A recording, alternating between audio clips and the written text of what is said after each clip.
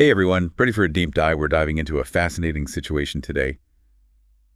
China, their banks, a whole lot of cash, and what it could mean for Bitcoin. Got some great analysis to dig into, plus your own notes, so let's untangle this together. So picture this. China's economy, it's facing some headwinds. We're talking slower growth, a property bubble, not exactly smooth sailing. And their banks. Well, they're grappling with a heap of bad debt. You'd think, okay, time to maybe ease up a little, but that's not really China's style, is it? Not really, no. What's really interesting here is how China uses those state-owned banks. It's not just about pure economics, it's about control. Historically, they've used these banks almost like direct tools to steer the entire economy, almost like, adjusting a giant ship's course. Right. It's like they've always got their hands on the rudder, guiding things in a very specific direction. So even when things get a little choppy, their instinct is to grip the wheel even tighter. Exactly. And in this case, gripping the wheel tighter means injecting a truly massive amount of money. We're talking $142 billion into these state-owned banks. Yeah. That's not just a nudge, that's like strapping a rocket booster onto the ship. It makes you wonder, why go so big? What's the strategy there? It's a sign, I think, of how seriously they're taking the potential for a real downturn, like a full-blown financial crisis, a domino effect that could easily ripple way beyond their borders. And what's particularly interesting is how they're doing it through these things called special sovereign bonds. Okay, hold on a sec. You and I, we get this, but for anyone just getting their heads around all this, let's unpack these special sovereign bonds a little. What are they, and why does it matter how this money's being injected? Good point. Think of these bonds like IOUs, but issued by the Chinese government itself. They're considered very low risk because, well, it's the government backing them up. Investors buy these bonds, essentially loaning money to the government, and in return, they get a certain interest rate. Okay, so China's essentially taking out a mega loan, backed by their word, to pump cash into these banks. But what's the catch? What's the potential impact on the Chinese yuan, their currency? And that is where things get really interesting, especially for anyone following, say, Gitcoin. See, when a government issues a ton of bonds like this, it can sometimes lead to their currency weakening. Wait, hold on. So we're talking about a very real chance that the Chinese yuan, the money everyday people use, could lose value because of this massive intervention.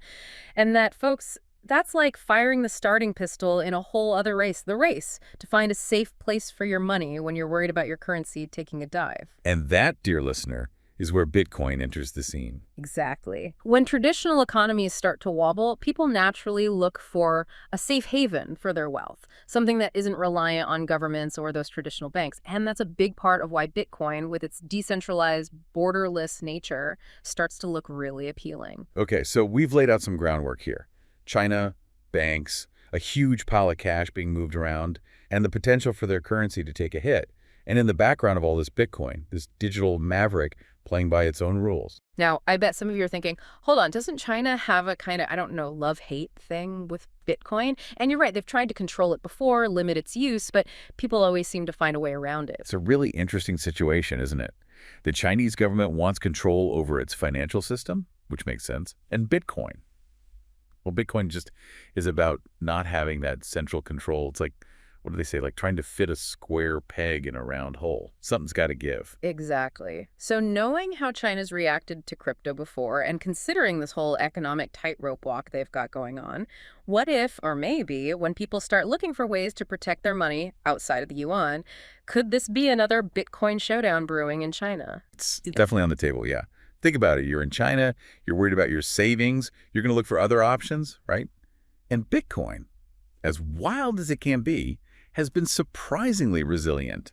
People find a way, even with the rules saying no. It's like this whole underground network of financial creativity pops up, this cat and mouse between the government and folks determined to carve their own path. But we got to be real here. This isn't just about China playing keep away with Bitcoin, is it? This has ripple effects globally, right? This affects Bitcoin everywhere. Absolutely. It's bigger than just one country. And we're not talking about some theoretical what-if scenario. This has played out before in other parts of the world. When a country's currency gets shaky, or folks lose faith in the system, Bitcoin often pops up as that potential life raft. So yeah, this situation in China, it could send shockwaves through the entire crypto market, the whole thing. Okay, so we've got China potentially facing a yuan that's not looking so steady. Citizens may be eyeing that Bitcoin life raft, and Bitcoin itself. It's sitting there like the 21st century gold rush, digital gold.